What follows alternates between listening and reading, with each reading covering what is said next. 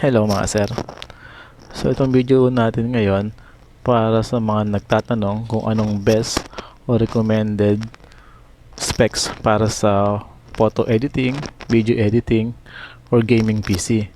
Pero dito ang topic natin ngayon, magpo-focus lang muna tayo sa Photoshop o yung o para sa photo editing and video editing. Sa gamings, hindi na natin masyadong i-discuss dito.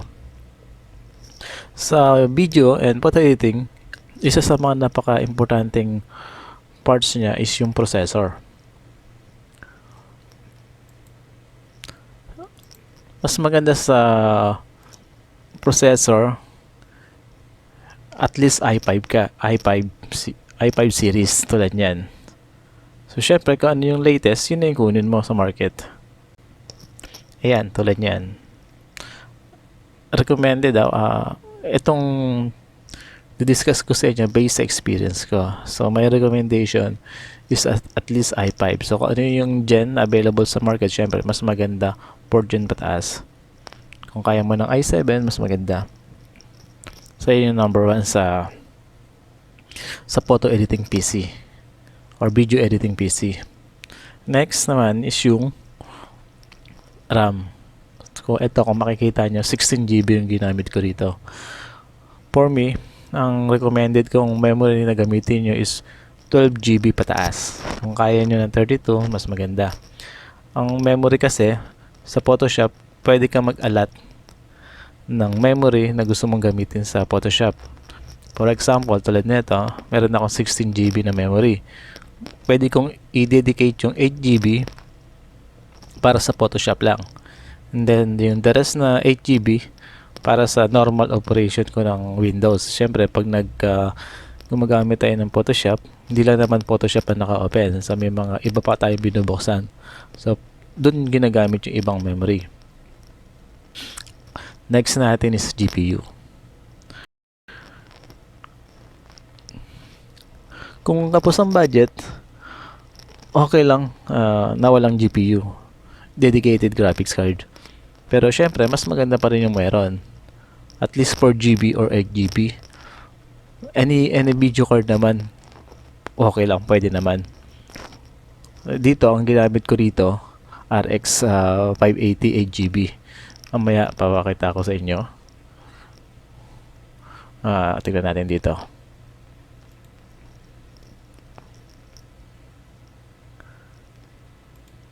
Ayan. RX 580 series siya. 8GB yan. So kasi laking tulong ng graphics card kapag nag-render na kayo. Isa pang importante sa PC na to, yung ito yung i-discuss natin na mabuti. Bago yan, obserbahan muna natin na using i5 7400 na mayroon 16GB, tingnan natin kung gaano kabilis bumukas yung Photoshop. Ang Photoshop na gamit ko dito is ayan, Adobe Photoshop CC 2018. Open natin. So tingnan natin kung gaano siya kabilis bumukas.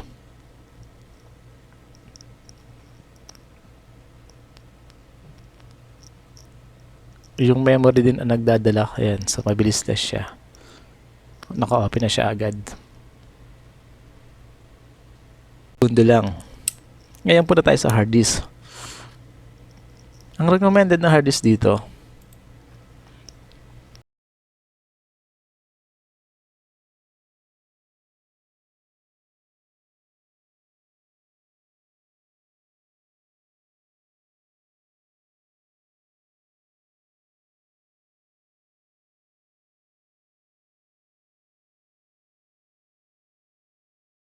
yung hard disk, yung typical na hard disk gamitin nyo sa OS. Pero kasi si Photoshop, halimbawa bagong build lang o medyo nagtitipid, puro hard disk puro hard disk yung gamit nyo, walang SSD, walang M2. Ito yung suggestion ko sa inyo. Ayan, tulad yan. Kung hard disk lang ang gamit mo, mas maganda gawin mong dalawa. Bakit? Kasi yung isang hard disk mo, i-dedicate mo sa operating system at sa mga iba pang mga application program. And then yung second hard disk mo, hindi mo naman kailangan ng 500, 1 TB ko ano lang yung available sa market, pwede mong gamitin. Itong second hard disk mo, i-assign mo siya sa scratch disk. So yung scratch disk, ito yung temporary storage na ginagamit ng Photoshop. So kung hindi na kaya ng memory o hindi fit sa memory, kinakash niya, sa scratch disk niya pinadala yon. Ngayon, kung medyo gusto mo lagyan ng SSD, syempre mas maganda. Sa ngayon, mas maganda kasi naka SSD ka. So kung mag-SSD ka naman, yung 250 maliit na yon. So kung isang SSD lang gagamitin mo, mas maganda 500 para magkasya na lahat. Ngayon, pwede naman din isang hard disk para sa OS at isang SSD, 120 GB SSD, enough na para sa scratch disk. Ngayon, kung malaki naman yung storage mo ng isang SSD, halimbawa 500, pwede mo na pagsamahin dun yung scratch disk at saka yung operating system niya. Tulad nito, pakita ko. Yung hard disk ko, yung OS ko, ito.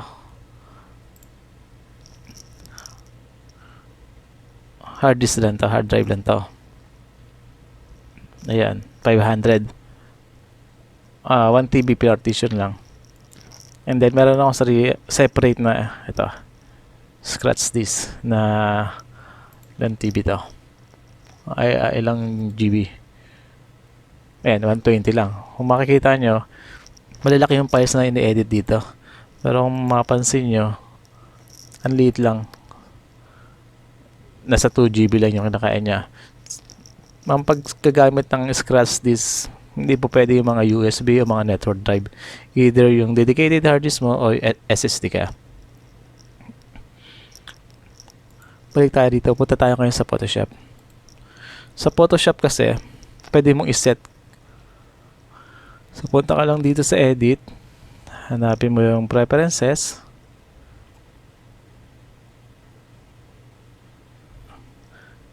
Generals na tayo. And then, hanapin mo lang dito yung zoom ko lang. Hanapin po dito yung scratch disk. Ito. Kita nyo? Click mo lang yan. Ayan. Pwede mong iset kung anong hard disk o anong drive ang gagamitin mong scratch disk. Tulad nito, ginawa ko nasa drive F. Ayan. So, kaya dito sa scratch disk settings, ang naka-check yung drive F. Ayan. So, lahat ng mga temporary files, mga cache, dyan na pupunta. Isa sa mga importante yan kung gumagamit ka ng Photoshop. Dapat meron ka yan. Either nasa SSD or separate hard disk kung parehas hard disk yung gagamitin mo lang. Basta dapat nakahiwalay siya sa operating system o dun sa drive C. Wag mo i-partition kasi same lang naman yung kung naka-partition, talagang dapat separate.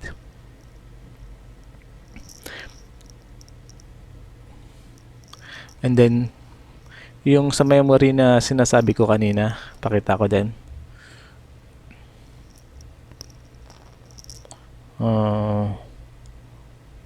Performance, ito yan, nandito yan.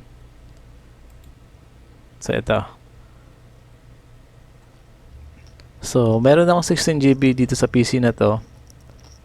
So ang ginawa ko 76%, yung 8 GB nakaalat kay Photoshop lang.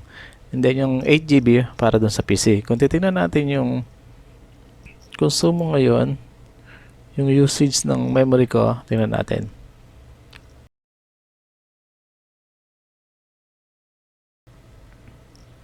So ayan. Idle standby na nasa 13%, 14. Memory natin, ayan. 45 kasi nakabukas si Photoshop.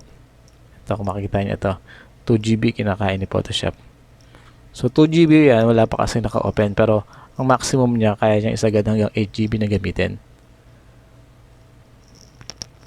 And then dito, makikita nyo, may option din dito. use graphic processor. So, mas mabilis yung rendering kapag meron siyang uh, dedicated graphics card. So, ito, pwede nyo itong paglaruan. Pwede itong i-adjust. Kung sana nakatulong sa inyo kung nagbabalak kayo mag-assemble ng PC para sa photo, video, editing, and gaming PC. Sa gaming PC, hindi natin kailangan i-test kasi mataas na itong specs na ito eh. Yung 8GB na RX 480 lang, sobra-sobra na yon. Tapos sinamahan pa natin ng 16GB na RAM. Talagang yung loading niya, mabilis yung pagdating sa games. Okay, so sana nakatulong sa inyo. Maraming salamat.